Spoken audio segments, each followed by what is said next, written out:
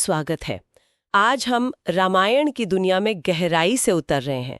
ये भारत के सबसे अहम, सबसे पूज्य महाकाव्यों में से एक है ना? बिल्कुल। और हमारे पास जो जानकारी है, कुछ नोट्स, कुछ लेख, ये ऋषि वाल्मीकि के लिखे उस प्राचीन संस्कृत महाकाव्य का एक अच्छा खाका देते हैं।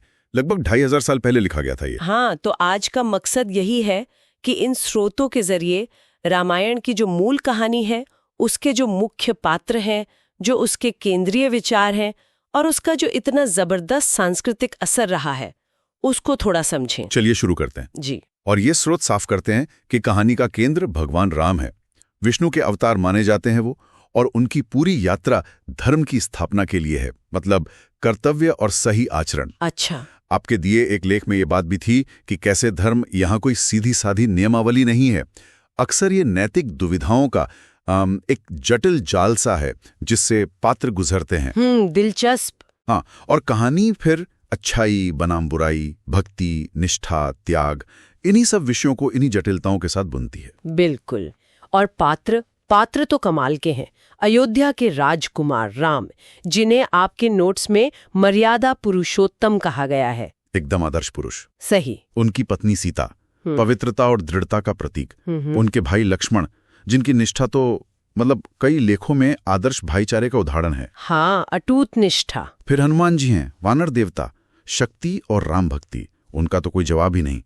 और दूसरी तरफ रावण, लंका का राजा। हाँ, खलनायक। लेकिन दिलचस्प बात यह है कि कुछ स्रोत उसकी विद्वत्ता और उसके अहंकार के बीच के द्वंद्व पर भी बात करते हैं। सही कहा। और दूसरे पात्र भी हैं, राजा दशरथ, कैकेयी, जिनके वरदान की वजह से राम को वनवास हुआ। हाँ, कैकेयी। और भरत, जिन्होंने राम की खड़ाऊं रखकर राज किया। ये सब कहानी को कई परतें देते हैं।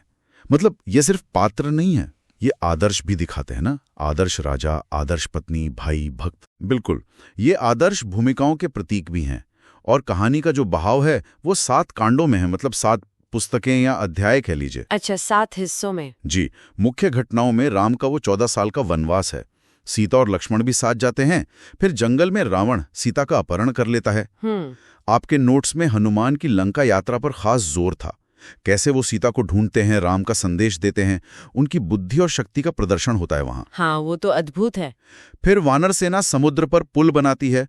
राम और रावण के बीच भयंकर युद्ध होता है। रावण मारा जाता है, सीता मुक्त होती हैं, और अंत में राम अयोध्या लौटते हैं, उनका राज्याभिषेक होता है। और वो उत्तरकांड वाला हिस्सा, उसका भी जिक्र है स्रोतों में। हाँ, बात का हिस्सा उत्तरकांड, उसमें सीता की अग्नि परीक्षा और फिर लव कुश के जन्म का वर्णन है। इस पर भी अलग अलग व्याख्या